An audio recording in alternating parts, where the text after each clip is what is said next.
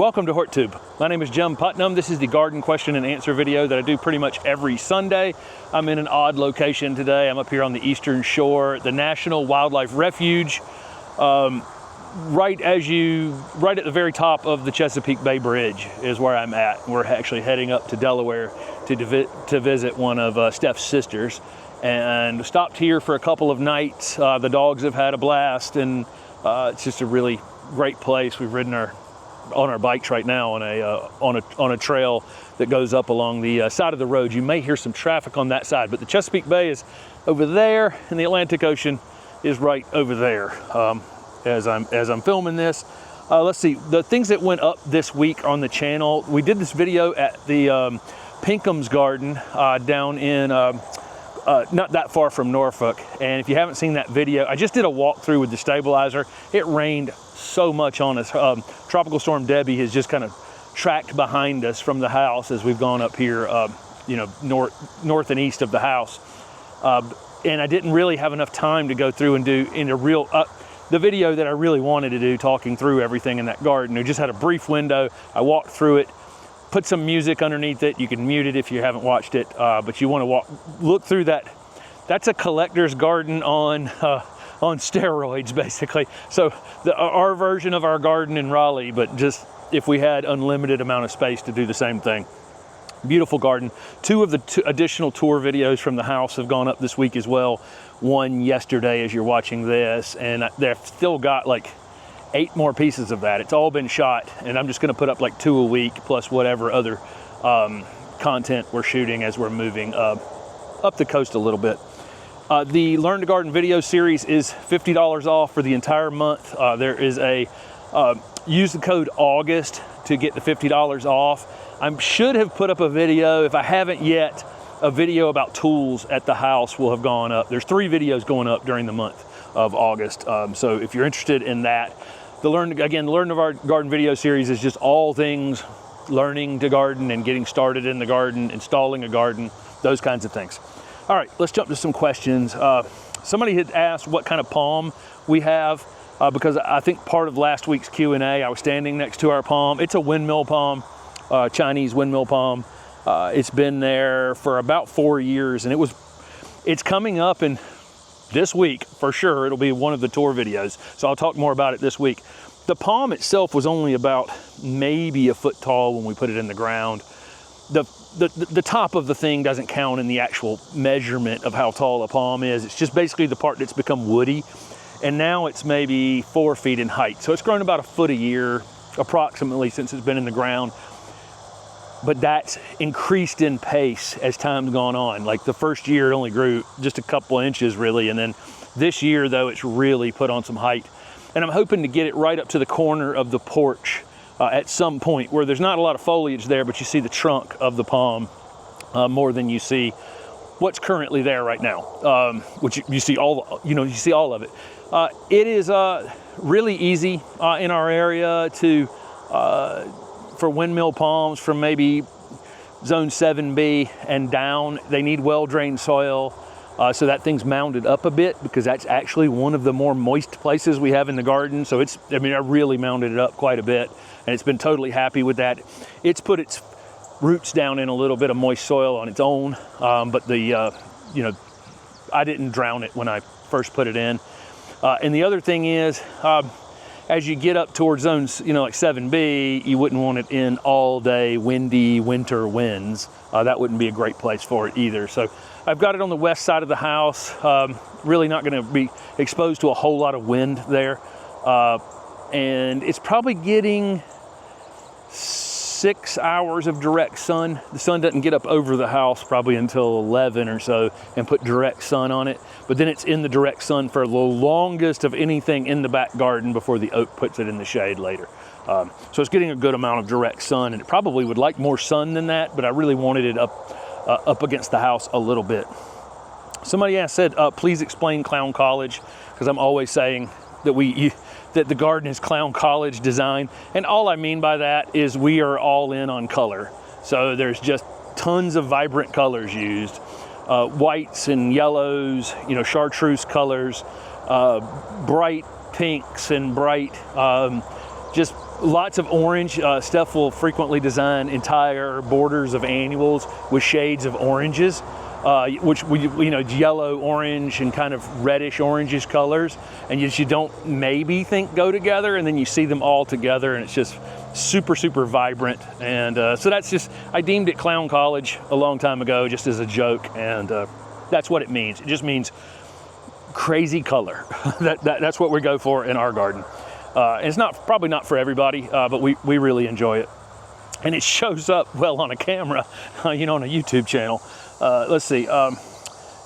Somebody has 2 3-gallon Japanese maples. They want to know when the best time to plant them in zone 7B, 8A, Alabama. I think probably as soon as they lose their leaves in the fall would be the best time. So people always ask me the best time to plant something. But now that you're getting some regular rainfall and the temperatures aren't 100, they're 90, I'd put them in now. But, if you're asking me the best time, it's while they're dormant. Through the fall and all of the winter, you can plant in your area of Alabama, because the soil is always going to be workable in your state. And then Steph wrote the questions down and meant for me to put the palm question with this next question that's coming up. Somebody had bought a Windmill Palm from Plant Delight's nursery, and they want to know if they should plant it now or wait. And I don't know what area they were in. The Plant Delight sells things in quart pots, or they're like 4-inch pots, or I don't know what size that container is, but it's very Plant Delights. When I see it, I know that container for sure. So that's a pretty small plant, and again, they are somewhat vulnerable to winter wet issues in areas where the soil's not super sandy. So if you were down in Florida or something, I'd plant the thing whenever. I think you'd be fine, because your sandy soil should drain pretty regularly. But up in my area, if you have a little bit of clay-based soil, I'm probably not going to plant a tiny Windmill Palm that time of year. They're hardy enough, though, that I can just plant it into a slightly larger container and carry it through the winter, and it can be outside most of the winter. And then there might be a few nights that the pot would freeze solid during the winter. Those would be the nights you would bring it into a garage or something like that. So you'd have a few nights to protect it if you were going to put it in a container, grow it out just a little bit, put a slightly bigger root system on it, and plant it next spring, mid-April. Maybe that would be the way to go there. The sun has really come out on me. I hope it's exposed, not overexposed. I'm surrounded by fennel here. I think you can see all the yellow flowers around me. It's a non-native. There's a ton of native pollinator plants through this whole area. We rode our bikes 12 miles this morning, and just tons and tons. This one's from Europe, but the native pollinators certainly take advantage of it, and I can see bees all over it right now. Let's see. Somebody asked about, as their garden is more established, when they're planting plants, they're cutting roots on their other plants. Does that have any negative impact on the other plants? Well, I think most things that go in the ground in most landscapes, we're cutting the roots of its neighbors at some point. We're cutting roots on trees.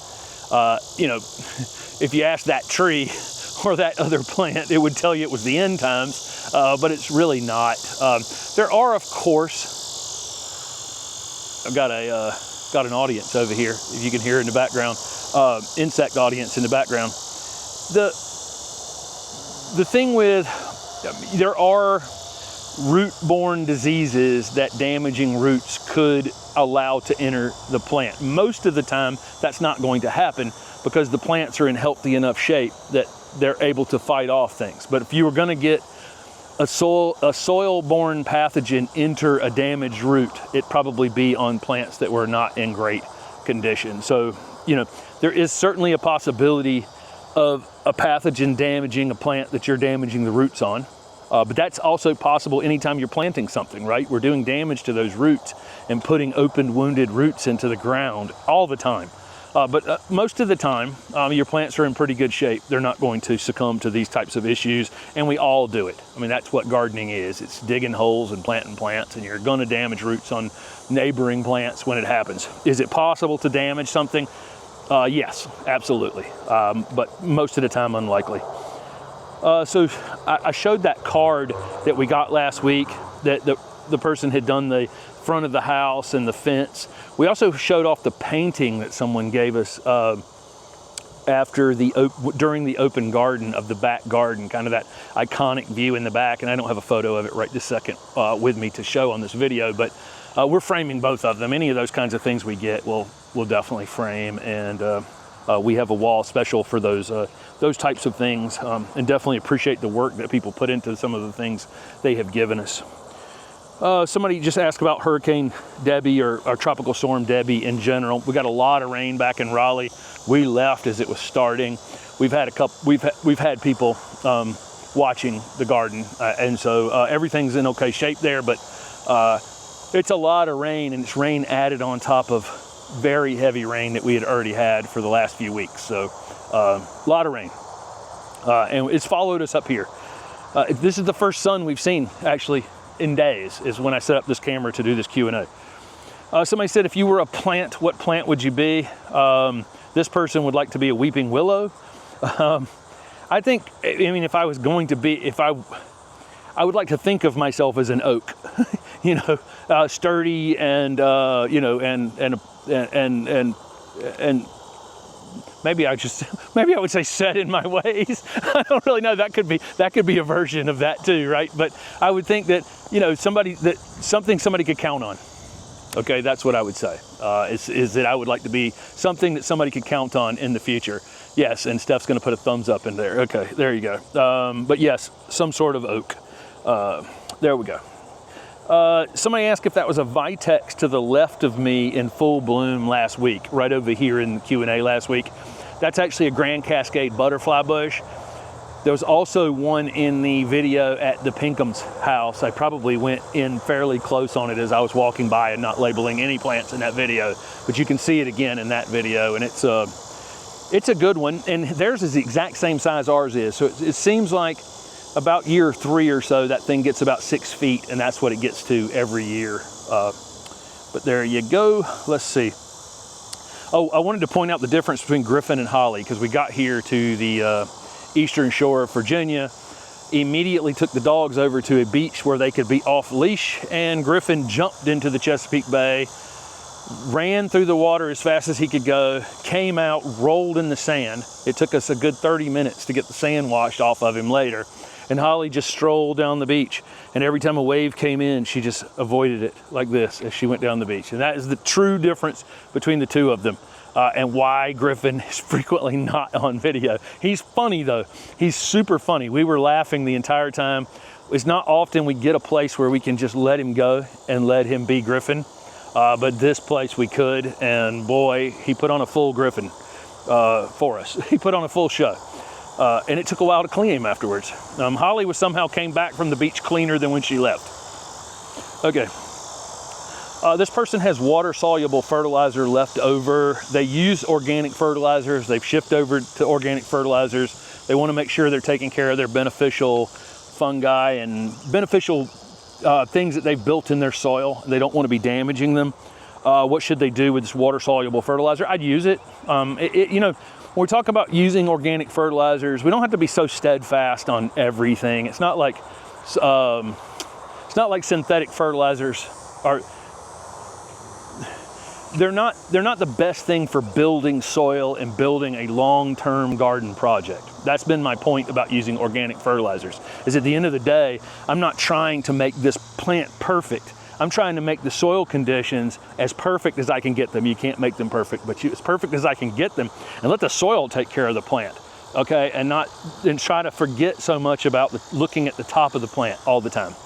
But if you have water-soluble fertilizer, and I did, when I sold off the garden center, I had lots of fertilizers of all different types left over. And what I do with them is I just mix them at about half the rate the container says, and I use them. And when they're gone, and then the rest of what we've used for the last 2 years has been all organic. But I'm not so steadfast in it that I, wouldn't use synthetic fertilizers. It's just not in an ongoing way, because I'm trying to build soil. That's all. What I'm concentrating on is soil, and not so much on plants or plant growth. That'll take care of itself. Somebody has a rosemary in nearly all-day sun. They're out in the Mojave Desert. Has some moisture available. It's never bloomed. What is the issue? I actually don't know. When you get these kind of questions about why something's blooming or not blooming, you'll get answers like, you may be pushing it too hard with nitrogen. That's always everybody's go-to. You're gonna get all green growth and no flowers, is always the go-to. Well, I mean, these people are drowning these fields of crops up the road in nitrogen fertilizers, corn and soybeans and everything else. They're getting plenty of flowers to get to get crops that they want to get out of it. So I don't think that's as big of an issue as the internet likes to copy and repeat, but maybe somewhat an issue.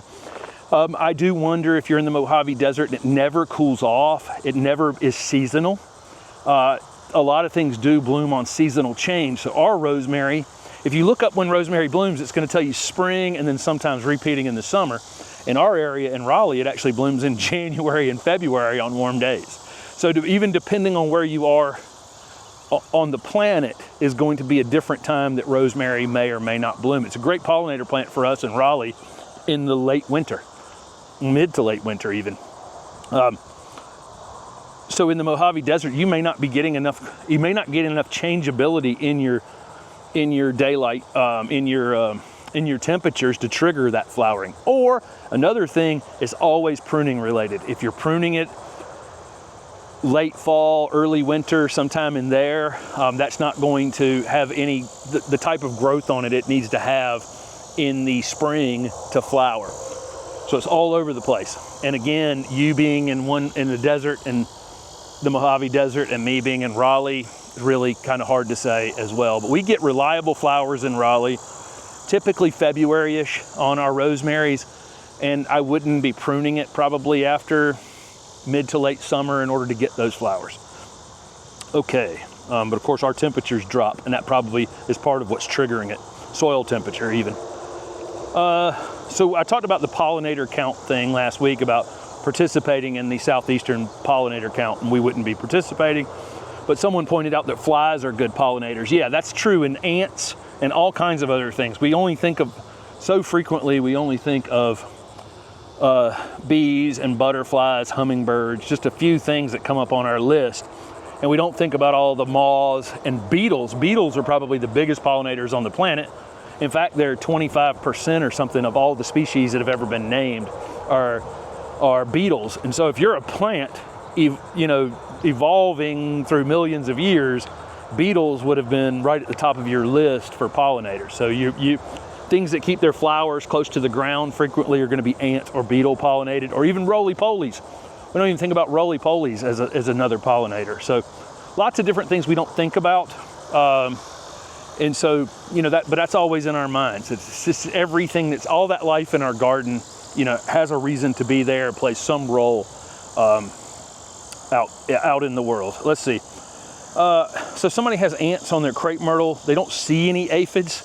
But if you see ants going up and down your crepe myrtle, they're after honeydew. So it may not be aphids. It could be crepe myrtle bark scale. That would be worse than the aphids. Aphids are kind of a normal summer pattern with crepe myrtles. If you get dry periods, wet periods, crepe myrtles that aren't in open air enough, all kinds of reasons crepe myrtles get aphids.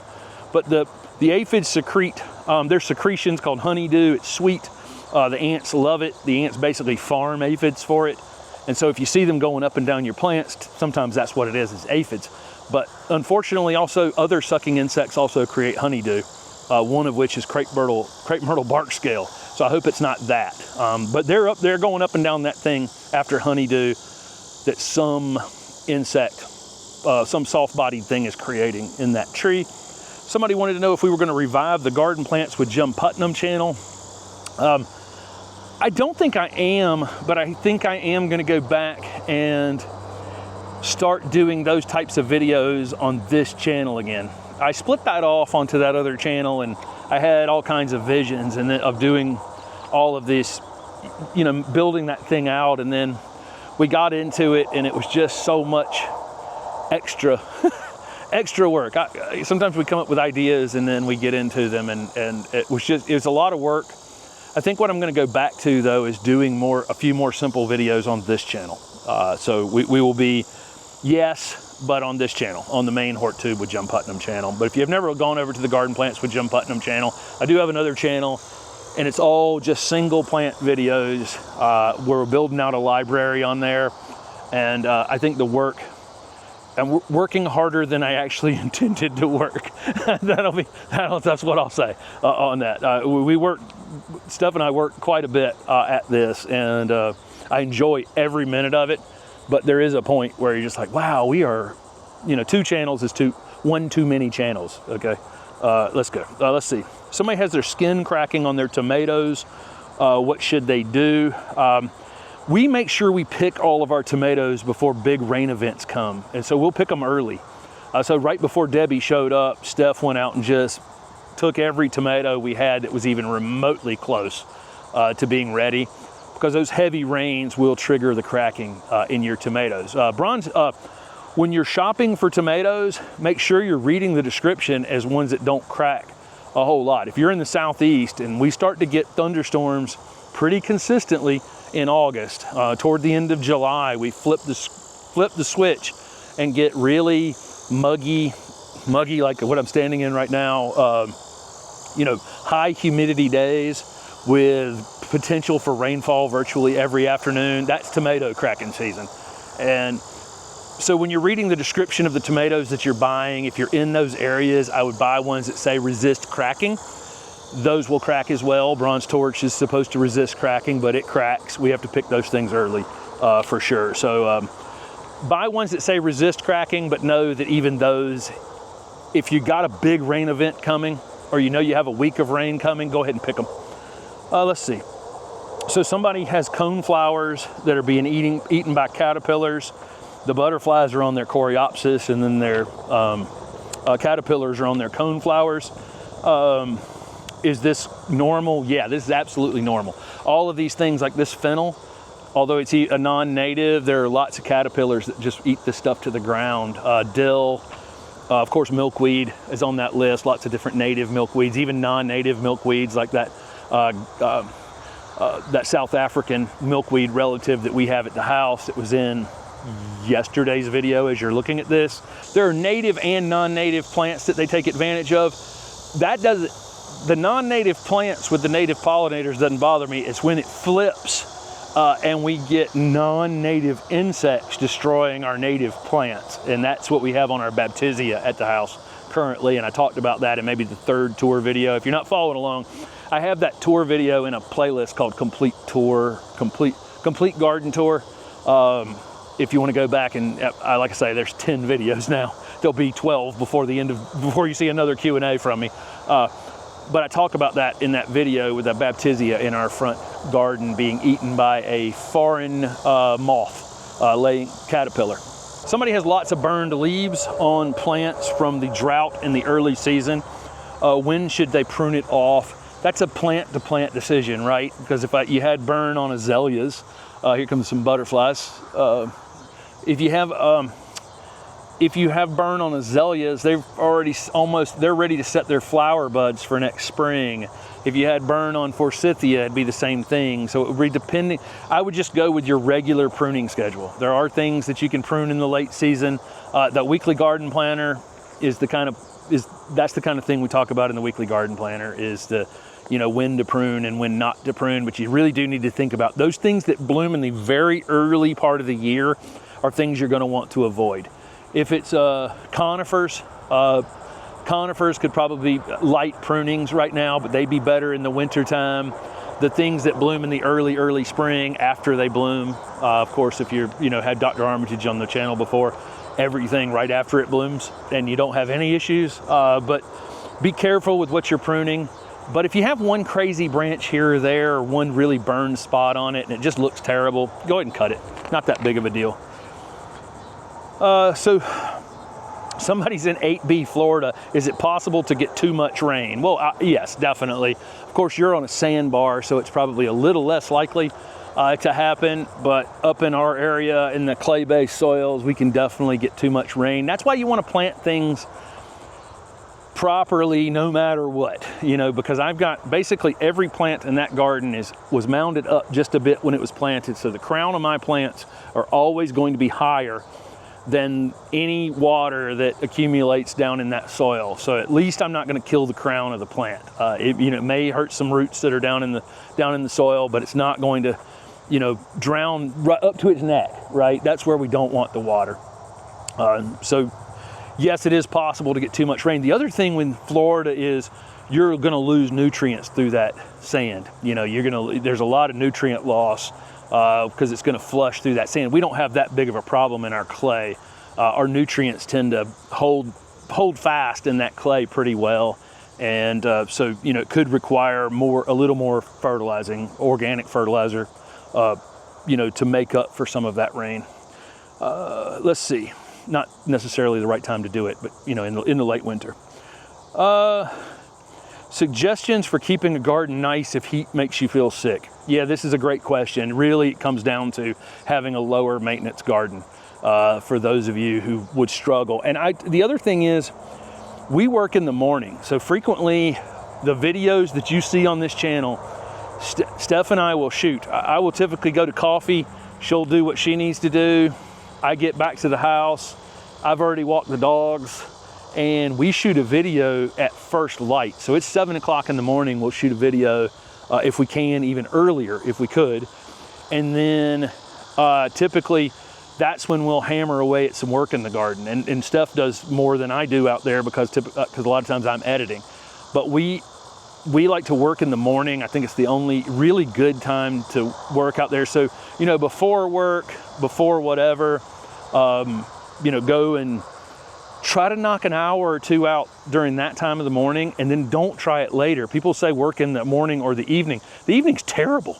The evening's terrible for us. It's the worst time. We have all the mosquitoes in the world out during the evening, and we have more so than in the morning. We have them in the morning too, but in the evening, they're just awful. And then the heat is unrelenting. It's like 90 some degrees at 6 o'clock in our area. It's just not a great time to work. So for us, it's early morning, and then we're done. And I tell Steph, I have to tell her, you know, frequently, stop, just stop. It'll still be there tomorrow. It's not going anywhere. We'll just chip away at it day by day, and then it'll be done without hurting ourselves in the process. Do we enjoy nature documentaries? I always have. It doesn't matter what kind of science it is, if it's weather, if it's animals, if it's plants. It's been my thing my entire life. And so yes, I will watch any documentary on you know, nature-based documentary. I absolutely love all things science that involve the outdoors. Somebody has agapanthus in zone 9A and they need to move them. They're sun stressed. Should they cut them back before they move them? You can cut them back some if you want before you move them, and that's true with agapanthus, irises, all kinds of, you know, daylilies, all kinds of things that you can just cut the top of them just a bit, and it will lower some of the stress in moving them if you feel like you need to, and it's still super hot probably in zone 9A where you are. Agapanthus can be a bear to dig out once they're really, really anchored in down there. For us, they never get quite as like big and, you know, vigorous as they do down in Florida. I'm sure that's going to be some struggle to pull them out of the ground. This person has an aging canopy, meaning their trees in the upper canopy are dying back, aging out, and that's what's happening in our garden, in our neighborhood, is that Raleigh is called the City of Oaks. I've worn shirts before that say Oaks on it, and that's the reason why. Maybe that's why I want to be an oak if I was going to be a plant. But they were, so post World War II, you know, when the housing boom happened all over the country, the neighborhood we're in was built. So the late 40s, early 50s is when all the houses in this neighborhood went in, and oaks were planted because Raleigh's the city of oaks, and people back then, they planted things they weren't necessarily thinking so much about today and how their gardens looked that day. They were thinking about reforesting the space that, you know, that they had built these houses in. Those trees are now 80 to 90 years old, and it appears that that's about the age limit of a red oak or a white oak or a pin oak in a urban setting where you have sidewalks and streets and sewer lines and water lines and foundations and driveways and all those kinds of things. that they're dying. And you know, we had one come down the week before we left, took down a power line in the neighborhood. But everybody's coming back and planting crepe myrtles and other things. And this person was just saying, and that all those words, I get to what I'm actually pointing out here. This person says, I have an aging canopy, but we're replanting with oaks for future generations. And so I just wanted to point that out, that this is a person who's thinking about the fact that they're not necessarily the one that are going to enjoy that shade tree, but that shade tree is going to have a giant impact on the future of the place that they live by, you know, keeping it cool. We walk through the neighborhood and you'll walk down a piece of asphalt for 200-300 yards, and it feels like you're just going to die. And then you get under a couple of these big oaks, these old oaks, and the temperature drops 15 degrees. It's unbelievable the impact those trees have on the environment around them. So anyway, just pointing that out. That's what this person had said. This person wants to move a weeping red bud that's about the size of ours in our garden. So our Golden Falls red bud. Heard they don't transplant well. And I've always heard that as well, but I transplanted my forest pansy red bud at the old house. For some reason, I planted it centered with the front door. And my front of my house was a little bit formal. I had a front porch on it, if you guys have seen the videos from that house. And then, you know, I had 3 dormers up top that were in a line, and the house was semi-formal on the front. You know, the garage was on one side, so it wasn't formal, but it was kind of symmetrical. I planted that red bud right centered with the door. Of course, it was only this tall, and it didn't seem like a big deal. And then all of a sudden it was big, and I was like, why did I plant it right in front of my front door? So I moved that tree, but I was super careful moving it. I dug a really wide root ball that wasn't that deep. You'll find that it's not very deep rooted, but it's shallow rooted, but really a wide space is what you're gonna find when you start digging that thing. So the wider the root ball you can dig and shallow, and then I pulled it up on a piece of plastic and I slid it to its new home, which I had already dug based on how it was looking before I pulled it out of the ground. I kind of measured the width of it and went and dug myself the space for it, so that it just slid to its new home nice and easy. And I did it in the wintertime, and it transplanted okay. Transplanting things like this can go poorly. So I'm not, you know, I'm not going, yeah, it's super easy, man. Just dig a shallow hole with a wide root ball and slide it over there when there's no leaves on it and everything's gonna go perfect. That I can't tell you, but that's the way I did mine. So, you know, hopefully that's helpful. Somebody has a poor looking lantana. Looks like the life is getting sucked out of it. Shake it and see if you have white flies.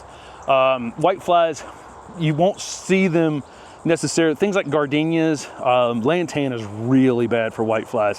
When I grew them at the nursery, and you could literally choke on them. When we picked the plants up to load them in the truck, that's when you'd find that you had white flies. They're tiny little white flies that suck the life out of plants, and lantana can get them pretty bad. I don't know that's what you have, but I do know that that's one of the worst problems I had on lantana at the nursery over the years. I'm going to finish this video up. I think this is 25 that we wrote down for this week. Thank you guys so much for following along. Again, the Learn to Garden video series is $50 off, and you use the code August through the rest of the month. For that, 3 new videos are going up on it this month. And the weekly garden planner has a $20 discount that's down below this video if you're interested in that. Also, I have on the Holly t-shirt right now, and Holly and Griffin are happily in the air conditioning in the RV right this minute. And we're gonna ride our bikes back over there and take them back down to the beach, hopefully, in just a few minutes. So the last one was not really a question.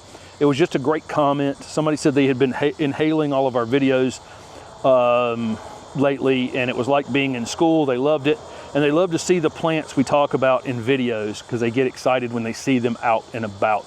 And so that's one of the things I hope that we get, on this channel, is being able to see something in a garden, see something someplace that we talk about, and then be able to recognize it out and about. I will tell you it's a little dangerous, because once you get to the point where that's all you're looking at, it will be all you're looking at. And Steph and I are probably guilty of that, of riding down this path and, you know, identifying plants pretty much nonstop. So, you know, be careful with that. If you go too far with it, you'll be, that's all you'll see in the world.